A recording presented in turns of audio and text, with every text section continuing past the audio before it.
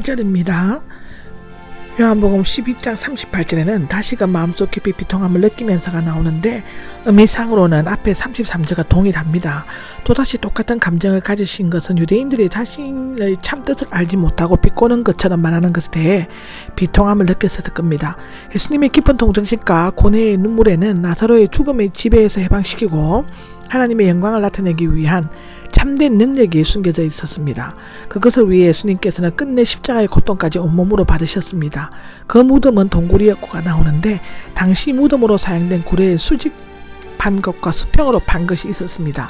둘 다 입구 쪽에 돌로 덮거나 막아 놓았는데 아마도 이 굴은 수평 무덤이었던 것 같으로 기록되어져 있습니다. 39절입니다. 39절은 그 돌을 치우라는데 이것은 단순히 돌을 치우라는 명령이라기보다는 생명을 막아놓은 죽음의 근세를 옮겨놓으라는 권위 있는 명령이라고 할 수 있습니다. 여기 치우라는 제1부정가격어로서 권위적인 명령을 나타냅니다. 돌을 치우는 것은 신적인 명령이 아니고도 그들이 할 수 있는 것이었고 이로써 모든 사람들은 나사로가 걸어 나오는 모습을 직접 목격한 부활의 증인이 될 수 있었습니다. 죽은 지 나흘이나 되어서 냄새가 납니다인데 마르다는 깜짝 놀라서 자신의 생각을 있는 그대로 말하였습니다.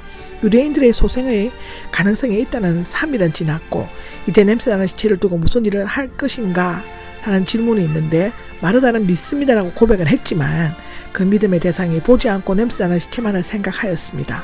그녀는 예수님을 바라보지 않고 바람과 물결만을 바라보다가 바다에 빠져버린 베드로와 똑같은 그런 상황이 되어 있습니다. 40절에는 만일 내가 믿으면 말하지 않겠느냐? 네, 이 말씀은 베레아에서 제자들에게 하셨고요. 또 이미 마르다에게도 하셨습니다. 25절에 기록되어 있죠. 믿으면 하나님의 영광을 볼 수 있지만 사람들은 보고 난 후에 믿으려고 합니다. 히브리서 11장 1절에 그렇게 기록되어 있습니다. 예수님께서는 마르다의 믿음이 나사로를 부활시킬 조건이 되는 것은 아니라 믿지 않으면 부활의 이적을 영적인 눈으로 보지 못할 것이라는 뜻으로 말씀하셨습니다. 믿음이 없었던 유대인들은 나사로가 부활한 것을 눈으로 보았으나 거기에 나타난 하나님의 영광은 보지 못하였습니다. 보여달라 해서 보여줘도 믿지 않는 것입니다. 요즘 우리가 사는 현실에도 이런 게 너무 많죠? 역시 현실적, 구체적, 다산적인 성격을 가진 마르다도 이성과 경험에 얽매여 하나님의 영광을 볼 수 있는 준비가 갖추어져 있지 않았습니다. 이제는 그 몸에서 냄새가 납니다라고 한 마르다의 말은 나사로가 다시 살아날 희망이 전혀 없음을 강조하는 표현이라고 할 수 있습니다. 1절입니다. 41절에는 아버지 감사드립니다가 나오죠.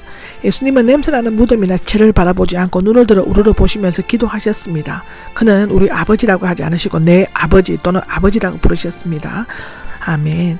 그가 하나님이라고 부르시는 것은 두 번뿐인데 우리에게는 주기도문에서 우리 아버지로 부른 것을 말씀하셨습니다. 유대인들의 기도문에는 하나님이 아버지로 언급되지 않았습니다. 아버지는 예수님이 성부 하나님과 밀접하고 친근한 부자관계에 있음을 보여주고 있습니다. 예수님께서 내 말을 들어주실이 아니라 들어주시는 성부 하나님께 성자의 기도를 가계에도 들어주셨고 현재도 들어주시며 미래에도 들어주실 것임을 의미하고 있습니다.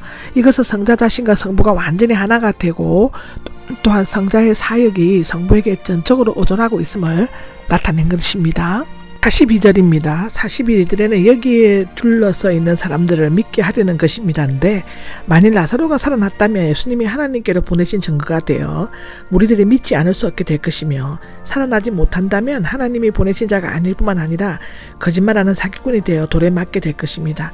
이제 그는 기도를 통해 자신과 하나님 아버지가 하나이요 아버지의 생명이 자신의 것이며 또한 자신을 믿는 것이 하나님 아버지의 믿음인 것임을 둘러서 있는 사람들에게 깨닫게 하려고 하셨습니다. 43절입니다. 43절은 큰 소리로 나사로야 나오너라 라고 외쳤습니다. 죽은 자를 향해서 나오라고 하고 외친 것은 인류 역사상 최초의 권위 있는 명령이었습니다. 예수님께서 큰 소리로 외치신 것은 나사로가 들으라고 하신 것이 아니라 죽은 자는 소리를 들을 수 없습니다. 둘러쓴 무리들로 하여금 예수님의 신적 능력이 나사로를 살렸다는 것을 눈으로 직접 보고 확실히 깨달아 알도록 하기 위함이었는데요. 예수님께서는 큰 소리를 지르면서 자신의 생명을 버리셨고 큰 소리로 죽은 생명을 불러내셨습니다. 전자 때문에 후자가 가능한 것입니다.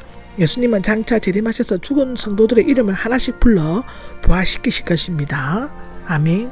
44절에는 손과 발은 천으로 묶이고가 되는데 당시 잘레는 애굽이 미이라를 사듯이 붕대와 같이 긴 천으로 손과 발 그리고 수건으로 머리를 감쌌으며 때로는 수의를 입히기도 했다고 하는데요.